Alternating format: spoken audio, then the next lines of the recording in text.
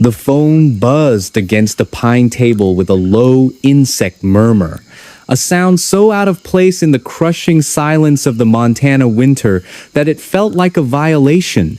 She flinched. She had forgotten to set it to silent all the way. She reached for it, meaning to flip it over and ignore whatever nonsense had found her number, then froze when she saw the name glowing on the screen. Deputy Calder Boone, a man she had spoken to for maybe 5 minutes 2 weeks ago. Her stomach made a small, ridiculous leap. She swiped to answer. His voice came through, wrapped in a strange calm that only made the urgency underneath it feel sharper. "Are you at the cabin right now?" He asked, no preamble, no hello. "Yes," she said, pressing her palm against the table as if to hold the room steady. "Is everything all right?" There was a pause, just long enough for her to hear the faint crackle of his radio. "Listen," he said. "There's a wildfire flare-up on the ridge west of you. Can you step outside for a moment and tell me what you smell?" Hey friends, you're in Dreamcatcher Stories, your cozy corner for stories that got lost along the way. Hit me up in the comments and tell me how this one hits you. Now, let's get sneaky and peek behind the curtain. The night had begun with a cold that stiffens breath into silver and makes porch steps protest with tiny cries. In a rented cabin outside the town of Hamilton, tucked between cottonwoods and a creek sealed in dull ice, a woman named Iona Merriweather sat at a narrow table with a half-finished letter and a cup of black tea gone cool. She was 32 and between lives. The move from Spokane had been abrupt, the result of a downsized nonprofit and a relationship that had turned into two courteous strangers sharing a calendar. She had taken a temporary job cataloging land use records at the county archive, which kept her immersed in maps and signatures and the quiet logic of deeds. The cabin was cheap because it was isolated and old, and the owner had warned her. "Drafty, you will hear the wind," he had said, "but it is an honest wind." She set down her pen and listened. The honest wind seemed to be asleep. The letter was for her sister Sable, who lived in El Paso with twin boys and a border collie that yodeled. Iona wanted to write something steady and reassuring. "I am fine. The mountains are large enough to lean against. The work is dull in a kind way." She wanted to say she felt temporary, but not in danger. She wanted to say she was learning to like the sound of her own name spoken out loud in an empty room. The oven, warm from a slice of apple pie she had baked earlier, clicked as its metal settled. A thin whine threaded through the cabin. She assumed it was the wind curling through the chimney. Midnight slid its pale hand across the roof. And then came the call. A laugh almost rose in her throat, then fell away. A wildfire? It was winter. Fire season was months behind them. Yet, in the year 2019, the seasons had learned new tricks, and in Montana, even February could smolder after an unseasonable thaw. She slid back her chair and stood. The cabin swayed under her, a strange, gentle tilt that had nothing to do with the wind. She chided herself for the thought and moved to the door. "Hold on," she said into the phone. "I'll check." She opened the door and was met by air so cold it felt musical. Snow edged the steps like braided lace. Above, the sky was a scatter of powder stars. The scent that struck her first was the clean, mineral smell of frozen water. Then, faint but definite, came a thread of smoke. "Yes, I smell it," she whispered. "Pine smoke. Distant." "Any other odor?" he asked. "Something like plastic or chemicals." She inhaled, slow. Her breath plumed and thinned. Behind the smoke, there was something else. A presence in the air that didn't belong, a metallic sweetness, like pennies melted on a stovetop. "There's another smell," she said, her voice dropping. "I don't like it." There was a sharp intake of breath on the other end of the line. "All right," Boone said, his voice suddenly stripped of all calm. "That might be your cabin." "Listen carefully," Do you have a carbon monoxide detector? Yes, but it's old, she said. I was going to buy a new one on payday. Is it chirping? No. He exhaled once, a sound like a man making a terrible calculation. I want you to do this right now. Hang up, call 911 from outside, and wait for firefighters. Do not go back in. Carbon monoxide can make you sleepy before it makes you sick. Your oven was on earlier, wasn't it? A blush of shame touched her cheeks. I baked a pie, she said quietly. Left the oven door open for warmth. The landlord said it was fine. I know folks do that, he said, his tone neither scolding nor permissive. But if your chimney draws funny tonight and embers are in the air, you could have a backdraft or a blocked flue. Please, Iona, outside now. Her eyes stung, not from smoke, but from the sudden, violent awareness that the cozy room behind her, the room that felt like a sanctuary, had held a hidden river with her name in it. She stepped onto the porch, phone clamped to her ear. I'm out, she whispered. The stars looked like nails hammered into the black. Good, he said softly. Stay where you are. I've already called it in. I'm on my way too, but the engine will get there first. The line clicked and went dead because she had followed instructions and dialed 911. Her voice to the dispatcher sounded to her like a voice thrown across a field.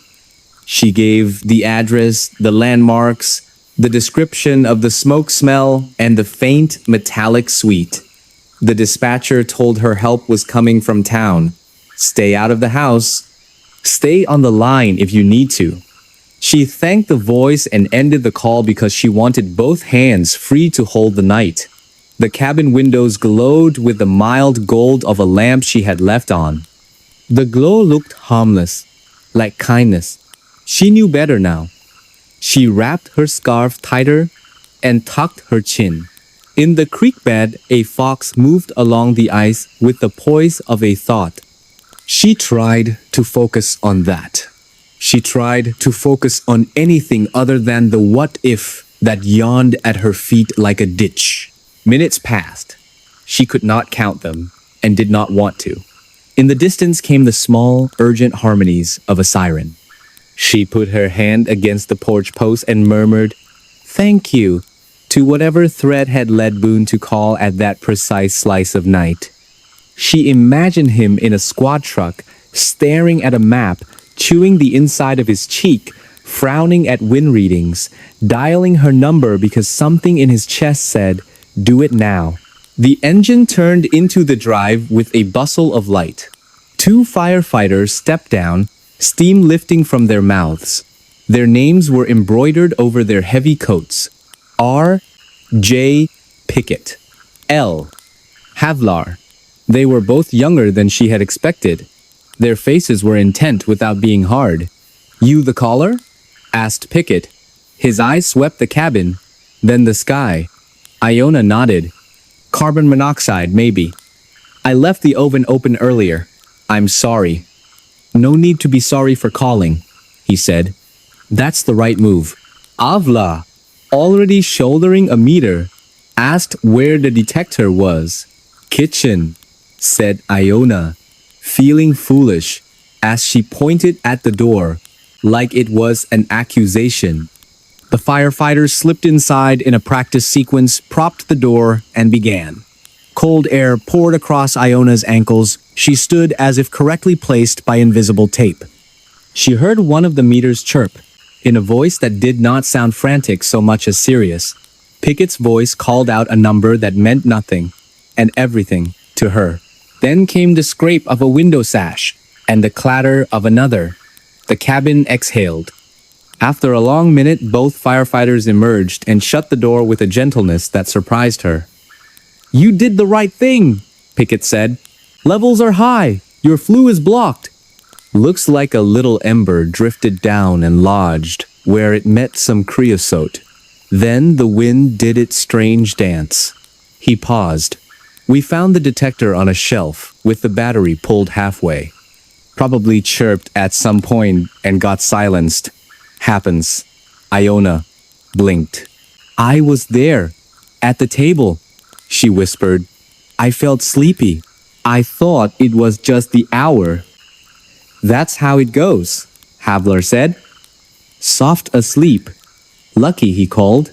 As if summoned, a county truck pulled up behind the engine, and Calder Boone stepped into the headlight spill. He wore his uniform under a quilted jacket.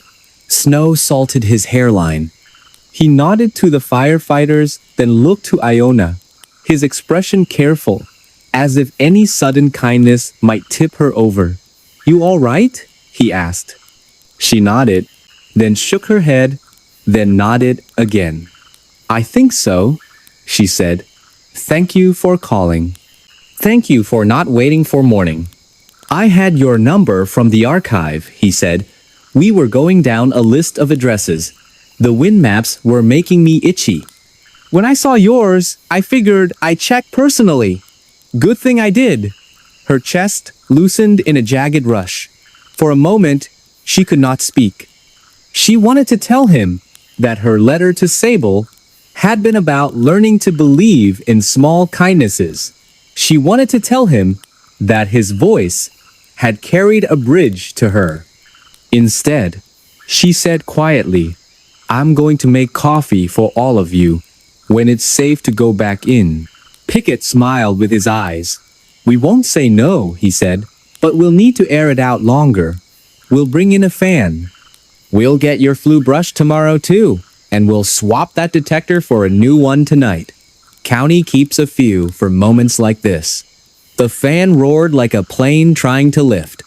The cabin windows steamed and cleared. Iona stood beside Boone on the snow and watched the night reshuffle its deck. She felt exposed and protected at once. When the room was finally pronounced safe, she brewed coffee, strong, the way her father in Kansas had always brewed it on calving nights. She added apple pie slices to paper plates and set them on the table, feeling extravagant and grateful. The three sat and drank and ate, with the quiet concentration of people who understand that food can be a kind of ceremony. To the year 2019, Boone said after a while, raising his mug a fraction, May it behave itself a little more gently than it has started. To detectors that shout, said Havler. To wind that minds its manners, said Pickett. To small stories that save us, Iona said, and she did not mind how earnest she sounded. When the firefighters left, their taillights stitched a red thread down the drive. Boone lingered on the porch step. I'll check on you tomorrow around noon, he said. Not to bother you, just to make sure the flue's being serviced and your head feels clear. I'll be here, she said. He nodded once and went down the steps. Inside, the cabin felt new to her, as if another woman had lived there and left in a rush. She sat at the table and drew the letter closer. The pen felt heavier and kinder than before. She wrote to Sable in straightforward lines. Tonight, a man I barely know called at 12 minutes past midnight and told me to step outside. He saved my life, and I am not being dramatic. There is a new alarm on the wall, and it sings the truth. I have been reminded that you can begin again on any night, even one that smells like smoke. When sleep came, it wasn't the heavy, treacherous sleep of carbon monoxide, but the clean tiredness that follows relief. She dreamed of safe doorways and a phone that vibrated exactly when it should. And there we go, another memory back from the dark. Don't go too far. I've got more mysteries itching to be told. The story of Iona Merriweather is a chilling reminder of how thin the veil is between a normal night and a tragedy. A blocked flue, an old detector, a sleepy feeling you dismiss.